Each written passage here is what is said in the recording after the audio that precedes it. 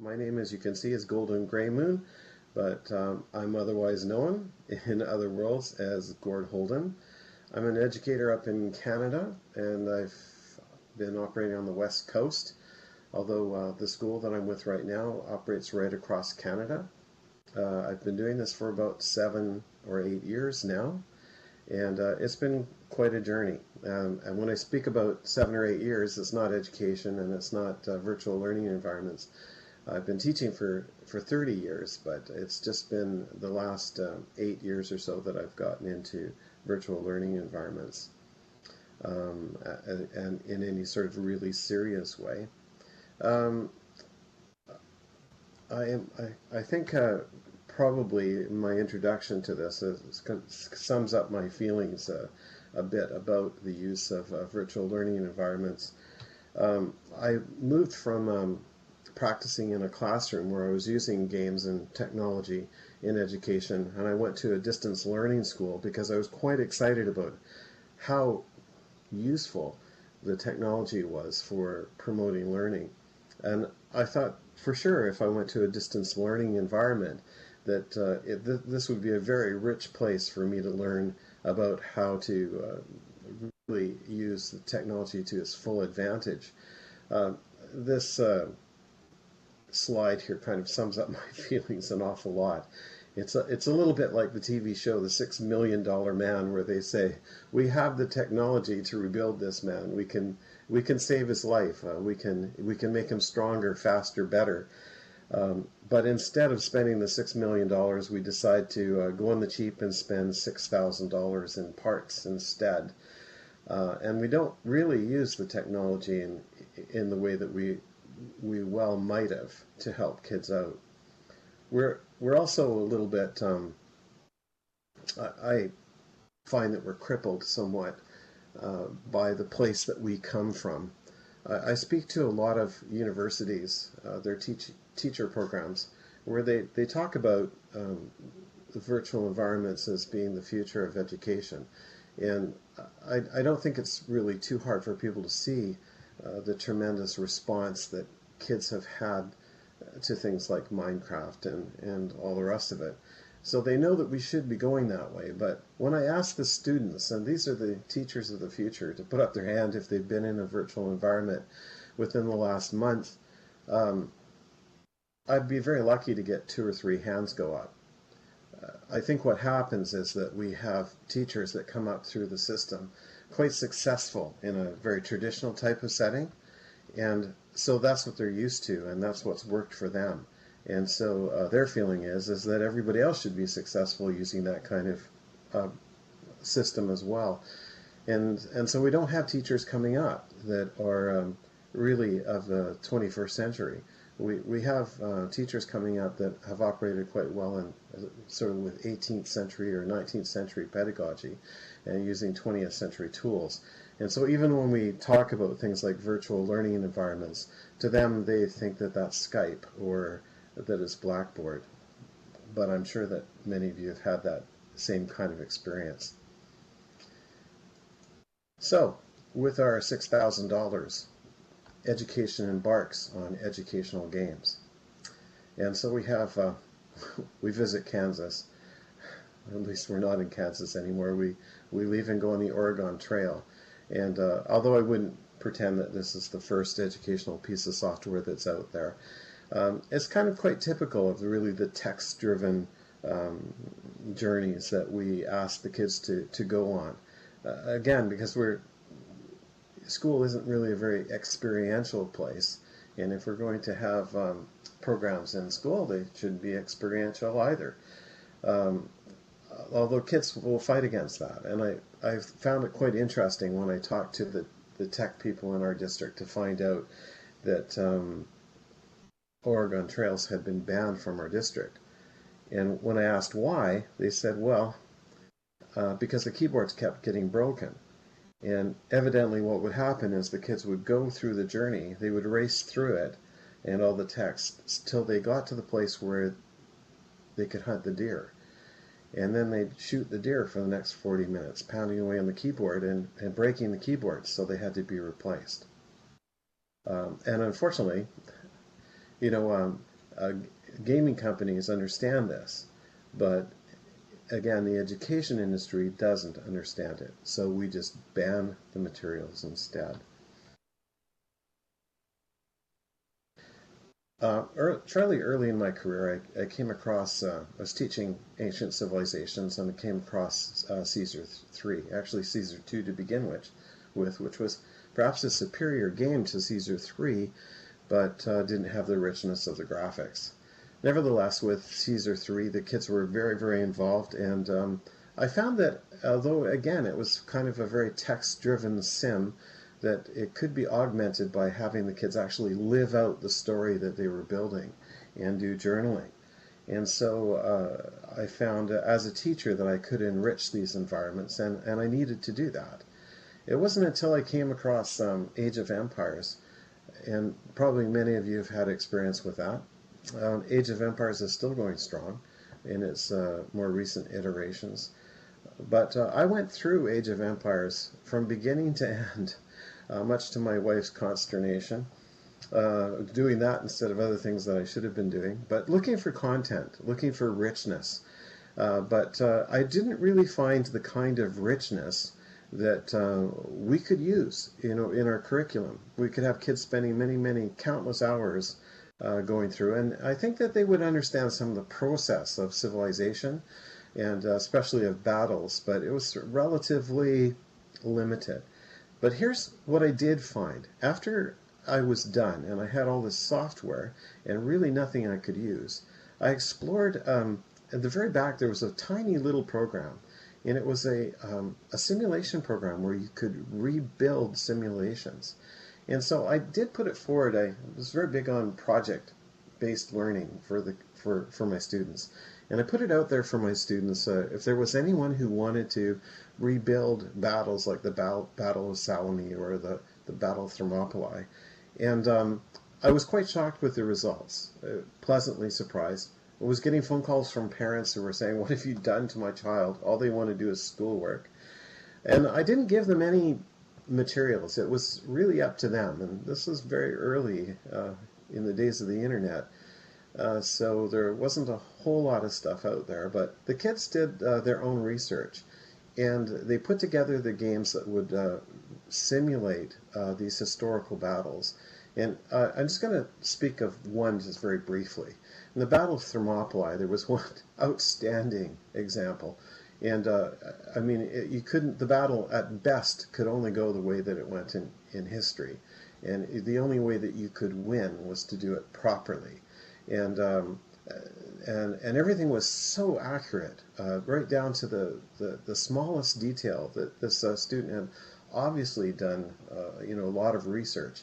But there was one little thing. As a teacher, you always have to find something, and I found that there were holy men that were wandering around, and they were healing the soldiers as they were wounded. And so I said to him, this is a very accurate representation of what happened, but these holy men, do you want to say something about them? And he turned to the class and said, well, these holy men, well, there weren't really any holy men that were going around doing the healing, but they represent something else. And so I prodded him further, and he said, well, Mr. Holden, they represented the power of love. And I thought, well, right about then, I knew I should probably play it safe and stop the conversation, because I knew where that was headed, but it was too late. He said, Mr. Holden, these men lived together from the time that they were 8. They were brothers in arms. They cared about each other deeply. They loved each other deeply. And because of that, when they formed their phalanxes, no one could break through, because no one was willing to turn aside and put their mate at risk. And he spoke at length about their relationship. Now, this is a grade 7 student, and the kids were just totally amazed at his insight and the depth to which love could make these men into the greatest soldiers of all time. Now, that's not a lesson that I ever could have taught. It was a profound moment for me, where I think I really realized that, having these virtual environments gave children the opportunity to go far beyond what we would expect. I met actually this young man a few years ago um, on a ferry as I was traveling back to Vancouver. And he'd become an engineer. He was on his way down to Costa Rica where he's doing some volunteer work. And when I asked him about his experience in school, he said, Mr. Holden, the building, all that stuff that you asked us to do really inspired me to go on and become an engineer. So, you know, I think it's just an experience that just kept on giving. Now, so that was the value of Age of Empire, was not the content, but was the process that was enabled by it. Now here's another very much a process-orientated game, and I know it's very popular with some very, very good friends of mine, and I know it's popular with them because when I'm talking to them, their response can often be 15, 20, 30 seconds. The reason being that they're in a raid. and, and these are teachers. I'm not sure where they get the time to do this, but they do find, because there's curriculum written. I was talking to a teacher today about it. He didn't know where you'd find curriculum in this, but it's very rich possibilities in language arts and economics and geography. But of course there's other things too. There's the violence, and in a school system such as mine, I work with a Christian school, and the violence wouldn't be tolerated. Um, also the other problems that I run across is I was just talking to a teacher, a good friend, about a month ago, and a couple months ago, because they were just getting ready for school, and her son, who had been actually attempted to be recruited by the NSA because he was such a bright individual. He had a full ride scholarship to university. But the letter came, and the letter that she is expected to be, his check, was actually a letter from the school district saying that he had failed all his grade 12 courses. And she was shocked because he'd always been a straight A student. And she was expecting those funds to enable her other daughter to go to university as well. And now it was all down the tubes. So when she confronted him, he said, well, actually I spent the year doing World of Warcraft. And he'd lost everything because of it. Now we do know that 18%, my background is Salvation Army, and we deal a great deal with addictions, and usually those addictions that we deal with take the form of alcoholism and drugs, but addiction, as we know, takes many different forms, and 18% of people have problems dealing with compulsive disorders, and I just have to question. It's not a product that I use.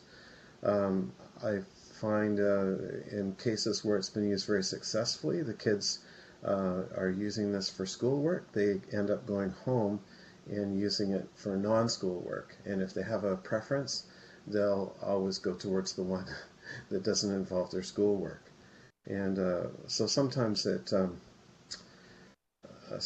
doesn't have the intended outcome. And what I'm looking for is stuff that has the intended outcome as much as possible. So in going to this distance learning school, I was looking for something. It was a departure going into virtual environments, and I was looking for something that would be very, very safe.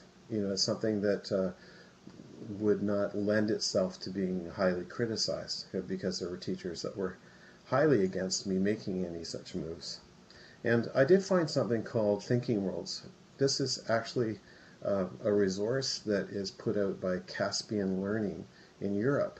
And for many years, they won all the prizes when it came to educational software. But although you could go into these different environments, and it was very contextually driven, which is wonderful, and you have all the very rich interactions in all kinds of different ways with different NPCs, it was still very text-driven. And although I did find that it enabled the kids to go through the material as many times as they needed to. They gained a great deal of confidence and success, which carried over into their other work as well. So The parents were very, very pleased with the results that we were getting from this. And so were the kids. And so it was time to look for something else, go to the next step. Um, Thinking Worlds has morphed, by the way, into a program called VSB. And as you can see, the graphics have improved. The power of the gaming tool has improved. And so you can actually create your own games with this. But again, so far, it's very much first person and one person at a time, although I understand that plans are to have their environment so that you can have as many as 30 people in at one time. One of the programs that we looked at, I don't know if anybody recognizes this. Anybody say what program this is from? It's Google Lively. And Google Lively looked like it had all kinds of promise. But unfortunately, once we started really getting into it, it wasn't long before other environments started popping up that were totally inappropriate for kids, and um, we couldn't keep the kids safe from going into these other environments. And of course, it had lots of potential, but it became a problem when you get too many people in an environment. The graphics would start to slow down way too much. It may be that the computers at that time weren't really ready to handle those kinds of loads yet either. But Google abandoned it, which was a bit heartbreaking in a way, but they weren't really designing it with kids in mind anyway. And I'm not sure that back then the kids had as much money as they do, so it was more for adults, I think, anyway, really. Some other environments that we looked at, there's There, which again was also taken down. It's back up again now, but it's very much a social place, which isn't necessarily a bad thing. Oh, you lost some dogs, did you? Yeah, you weren't alone in that. Anybody recognize this one here? Just another representation of what was out there. Twinity. Twinity actually, I think, has a lot of potential for language learning. You can go to different cities in the world, and those cities are built right out. You can have apartments, you can have interactions, all quite authentic and quite good. But again, very much a social, and again, very much the behavior is very much adult orientated. I have talked with them about going to a more youth orientated one, but hasn't happened yet. Every once in a while, we get these exciting moments where somebody comes along and says, well, we've got the money and we've got the know-how and we're going to create something really, really special.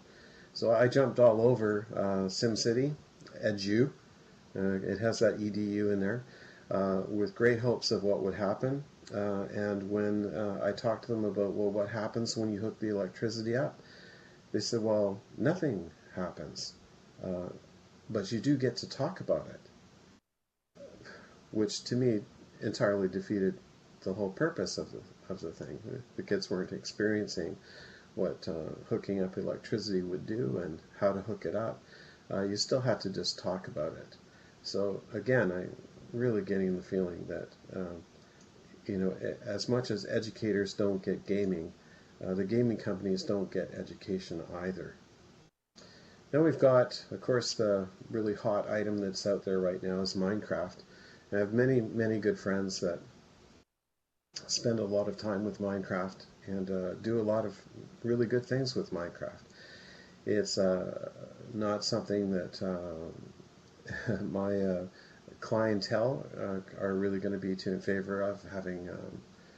There are safe environments, creative environments. I know all about that. But I also know that kids tend to find their boundaries and then do their best to move on through those boundaries. And so inevitably they're going to end up, shooting arrows at each other. And these environments sometimes tend to deteriorate into kind of a Lord of the Flies type environment. again, I don't want to be too critical of it, but again, our biggest problem that we're having is that when we get kids on the computer, is that those who have become involved with Minecraft always end up slipping over into Minecraft and ending up spending all their time doing the building, and they're not doing their schoolwork, and so it becomes a bit problematic. And again, for those 1 out of 5 kids who have problems with addictions, we do find that there's the research, that goes into what happens to the human brain when you're involved in these massive numbers of reactions going on all the time, as cause for pause, I think. And in our case, we don't really need Minecraft because of the things that we use, so we don't use it.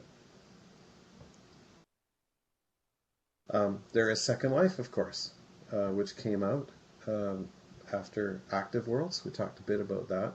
I don't think I really need to spend much time on Second Life. We're all familiar with it. Thank goodness for Second Life. I think Second Life has been really the mainstay as far as promoting virtual worlds. And where would we be without it? We wouldn't be having this talk right now, perhaps. For sure. But, again, I would say that one of the problems is that a lot of teachers got attracted to this, and they got attracted to it for a number of reasons. One was the very social content of it, the look of it, the graphics are great and stuff like that, but graphics and social content aren't always a positive thing. When you look at you look at Minecraft, the popularity of it, and you look at South Park and some of the cartoons that kids watch, it's the creative aspect that it was really attractive to them. And I know that this is just an ongoing Achilles heel for many teachers who spend months and months putting together, whether they're OpenSim or Second Life environments that are just outstanding, and the dedication is unbelievable, and the learning outcomes are really valid, and then they have their grade 6 class coming into this world, or their grade 8 class, and some girl like in Buffalo just a few months ago figured out how to import a naked skin, and so she shows up naked, and the teacher practically loses their job, but the program is down the tubes. Or the students that are told, look, you can come into this environment, we've prepared it for you, but please don't go into the general Second Life world. And that night, of course, moms are walking into their sons' rooms and they're in strip clubs. And it's just not something personally that I would really be wanting to spend years of development and money and time on, only to find that the whole program is going to be submarined by kids being curious. And it just happens, and it happens all the time. So again, we don't use Second Life, and again, we find that we don't need to. The picture here, I think, sort of summarizes, how I'm feeling about that, and that is that, both of these creatures are wonderful, and both of these creatures serve a real purpose, but they need to be kept to their purposes. We couldn't survive probably without roosters. They've been a real blessing to us, and I think that's the same thing with Second Life. It's got a beautiful design and all the rest of it, but it's not really designed for walking through educational waters, not with young people anyway. And the improvements that were made with Second Life, with the animations that you can do and that kind of thing, it's just been a bit of a two-edged sword, unfortunately. So the one that didn't improve, in the sense that it didn't make those changes and go to those places, was Active Worlds. And as you can see, I think a lot of people underestimate the power of Active Worlds because it doesn't have the graphics that, or didn't have, that Second Life has. Now, Meanwhile, I'm often now taking people into tours for of our active worlds places, and people are quite insistent that I'm taking them to Second Life sims because they don't see any difference. And in fact, they see these sims as being quite a bit better. And you can't get naked, and there are activities that you cannot do in these places, but somehow that's quite okay when it comes to having a class of students. Um, I use a program that's called Quest Atlantis quite a lot. It's just absolutely brilliant. It was put together by Dr. Sasha Barab at the University of Indiana, and he took the stance that educators don't know about gaming. So we need to learn what we can from gaming and have teachers putting together the program because gamers don't know about education. And so they did. They got millions and millions of dollars to throw at creating this program. And we find that our kids are transformed by this program. And I think probably the very, very bright kids who are bored are transformed by it. And also, interestingly enough, kids with special needs, and especially the kids that are on the autism spectrum. Uh, a lot of the baggage gets left behind, and it becomes very, very powerful. I do have in the note card, I've done out a couple of videos. There's a 2-minute one that gives a general overview, and then I've done a 5-minute one that's a little bit more specific. But there's a school down in the States called Willowstar 3D School who has taken Active Worlds and actually created their own 3D virtual school. And it's quite brilliant. They do a very, very good job, and the kids seem to really, really enjoy going to school there. And that's kind of, in a way, where we're going as well. I'm going to just take a moment here, just give you a break from my voice. And I'm going to put in a video here for you to watch. And this is kind of where we're going. So if you want to click on that link, and we'll watch it to the end, and then I'll come back to it.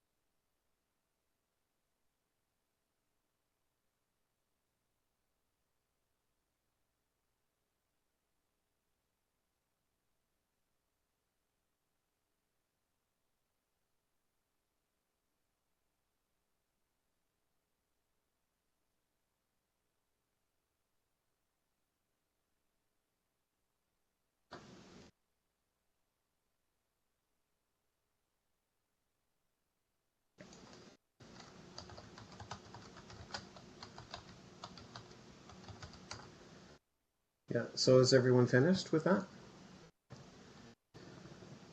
Okay.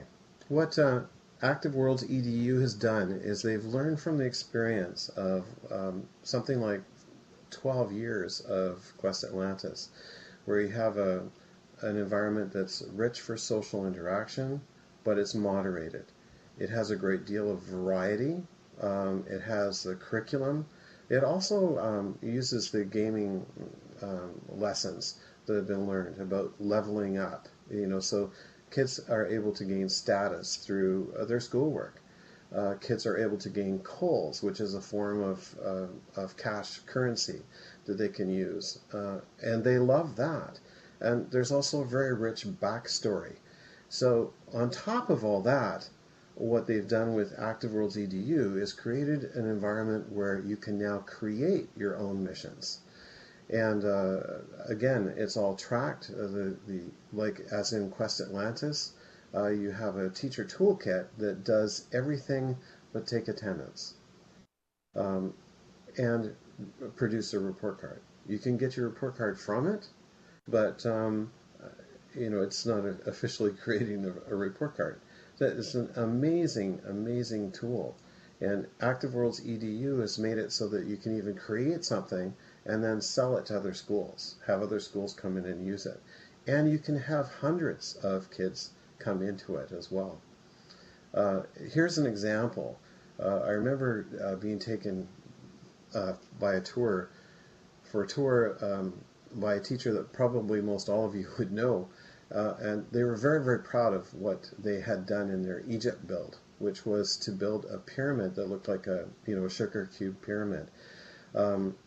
In return, what they were doing is they're going for a tour through our Egypt world that our kids had built without me having given them any instruction.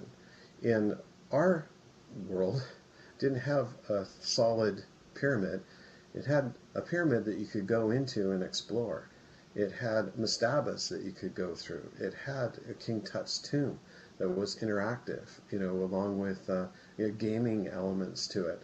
And when they said, well, how long did it take for your kids to build this? I said, well, it took them 2 weeks. And they said, well, how much training did they have? And I said, they had none. And here's an example here of a city that's been built by a student who's had 5 weeks of our once-a-week art classes. And so this particular city is built to run on solar energy and thermal energy and all the rest of it. And it's built out to incredible detail. But kids are able to do that within hours of starting to learn how to build in the Active Worlds. EDU now also has its own avatar system.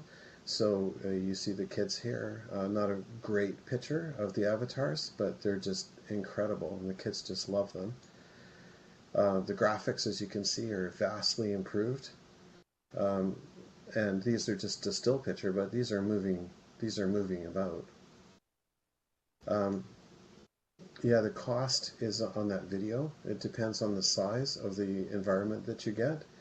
But I've got about 15 worlds right now that I'm using.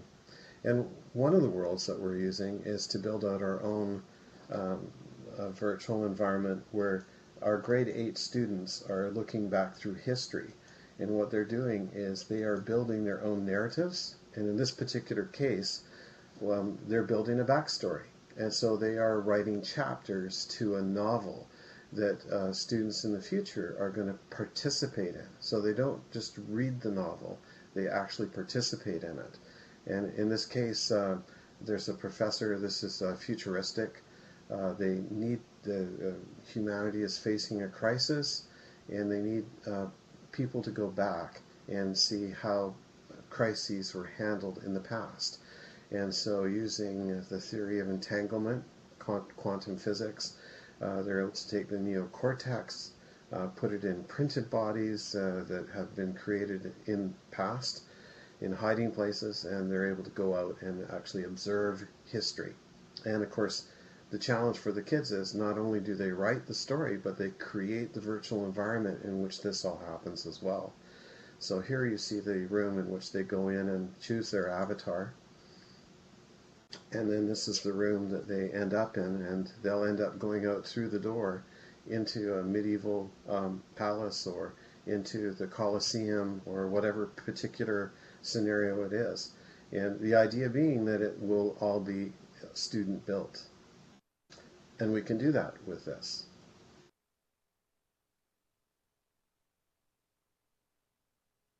And so here's the kind of, going back into the past, we can literally build these places um, using the tools that we have with Active Worlds.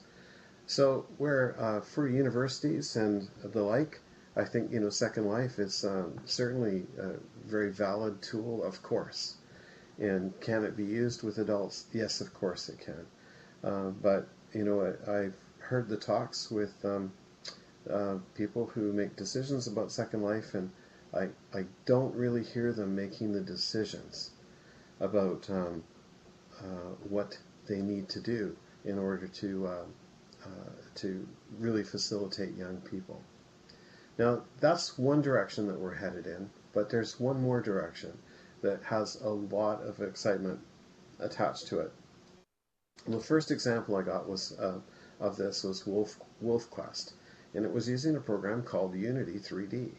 And this is just gorgeous. And if you do get a chance to go into the card again, you'll see that Wolf Quest, and if you click on that link, you'll see just an incredibly engaging scenarios where you actually become a wolf and you live the life of a wolf. And in the second part, you actually have pups that you have to take care of and a mate. And it's all very, very nicely done.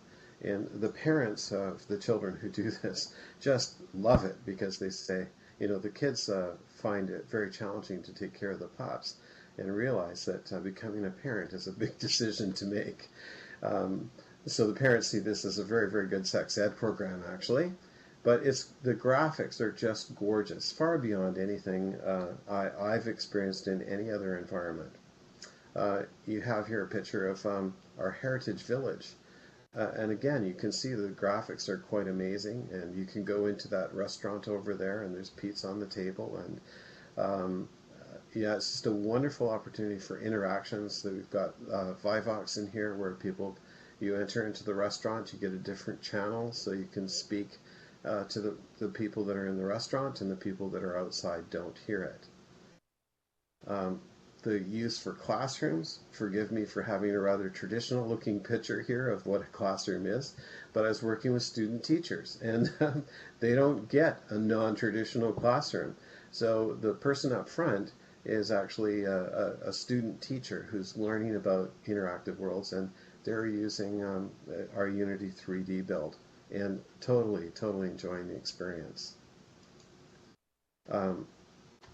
Now, the person who's working on all this, putting this stuff together, I wish I could take credit, but it's Cindy Bolero. And there's another scene that's in the cards as well, the winter scene. And I have to give Day Miami, who's sitting in our midst right now, some credit. All the credit for putting together the questions and that kind of thing. So you can see that you can build an interactive environment that can be changed out, according to the scripting that you're using. And Day tells me that it's not that difficult to do, and I'm taking his word for that right now.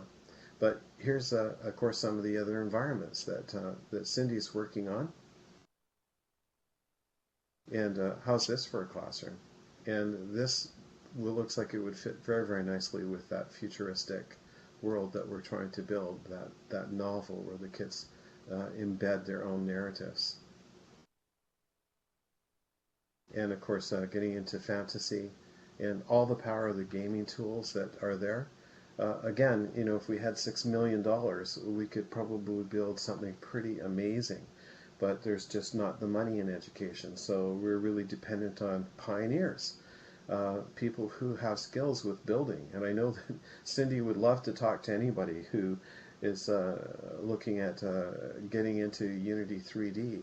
I think she was at a conference the other day, and Cindy, you could probably speak to this, where they're saying that something like the top 20 people, the top 20 builders are making something like $600,000 a month with um, the income from what they're building. Cindy, you could probably give a little bit more detail on that.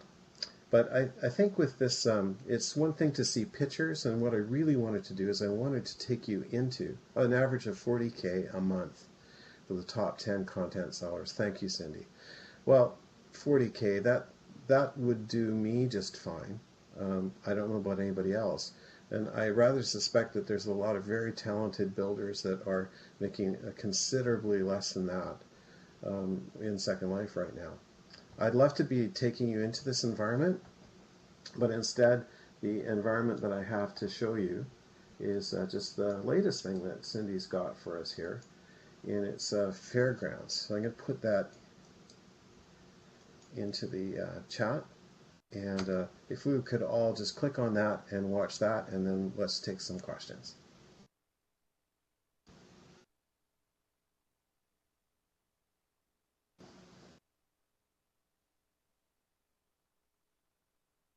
Beautiful fountain where you see the water distorting the light.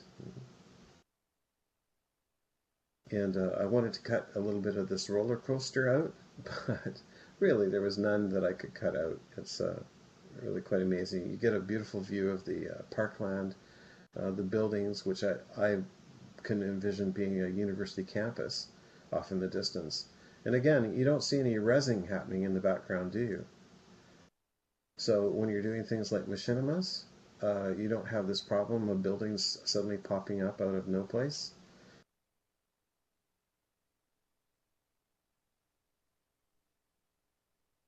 Now, this is the roller coaster. Well, there is one other ride that I demo on this, but all of the rides you can go on and experience in this park. And if you want to actually go in here and experience this, I would suggest that you speak with Cindy, and she has a separate build that we don't allow our kids into, that designers and programmers and anybody else who's interested can go into.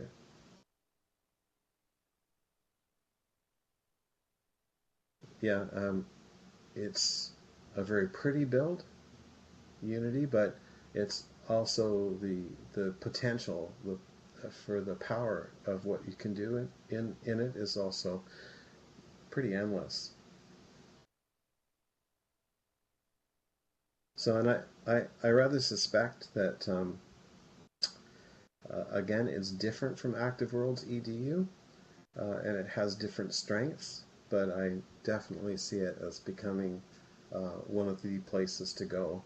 Again, creating safe environments, again, a place where kids can be monitored. Gonna go for a little fight.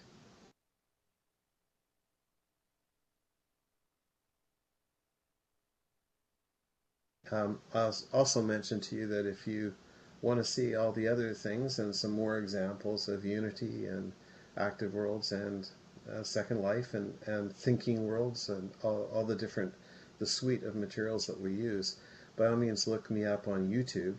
Just look up Gord Holden and go to my page, and there's I think at least 100 videos there. So there we go, landing on the boat. There's a couple other quick places we'll go to. I think we're going to the manor. Oh, no, we're going to a disaster scene that Cindy's working on.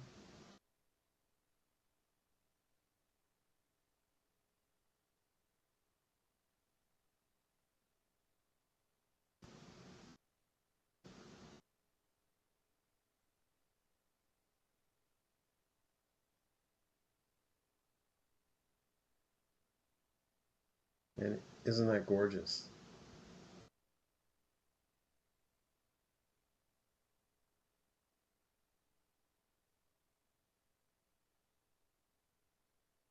There's just a quick scene in the manor. I would have liked to have spent more time in the manor, just because of seeing the blowing um, curtains. they're blowing in the wind. It's really quite amazing. Again, I just love seeing environments that are alive rather than static. And the last place is an older village with a bunch of pumpkins, a little bit of a Halloween theme. And again, when you look at the lighting that's here, it's so natural. And of course the water too, just amazing. As with Active Worlds has really improved their water as well. It's gorgeous.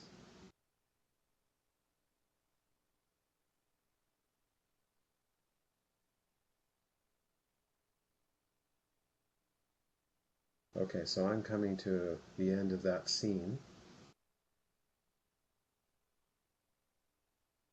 And assume that most of you are too. It ends with the pumpkin-headed scarecrow. And so at this point, I would really love to be taking some questions. I think we've got about 5 minutes left, maybe a little bit more.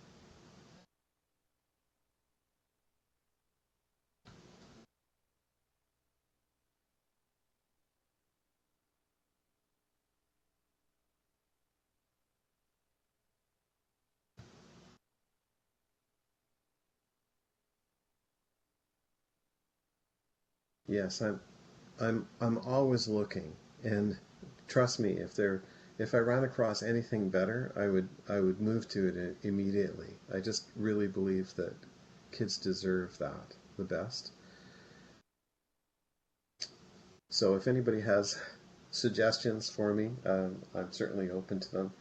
Uh, I don't spend as much time. I used to be going through two or three environments at least a day, looking for something better. So there's a lot left out. We didn't look at Club Penguin and the multitude of ones that are out there, but it's interesting. It doesn't take very long to be in one of these to discover that there's a problem with security, there's a problem with financing.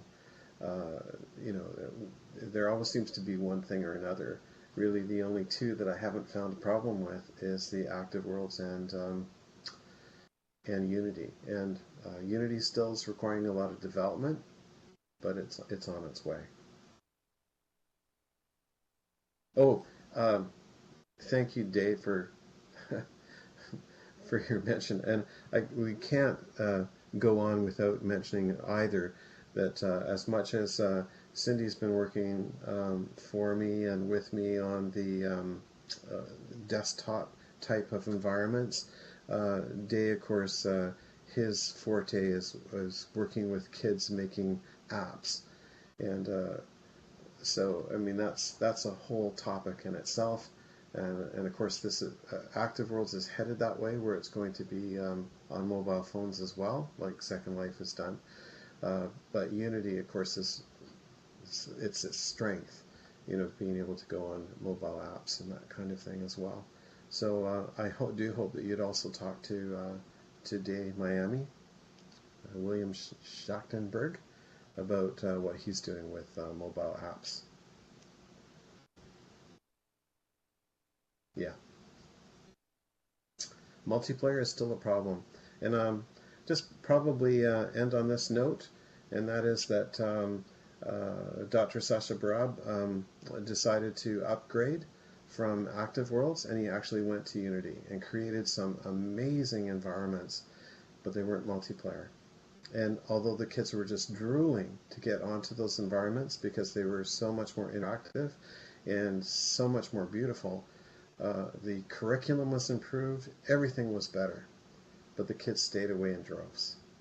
They'd get on it and then they'd leave because it didn't have the multiplayer aspect to it. All right, well, with that, I am going to take my bow and thank you very much for your kind attention. I'm going to be here for as long as it takes.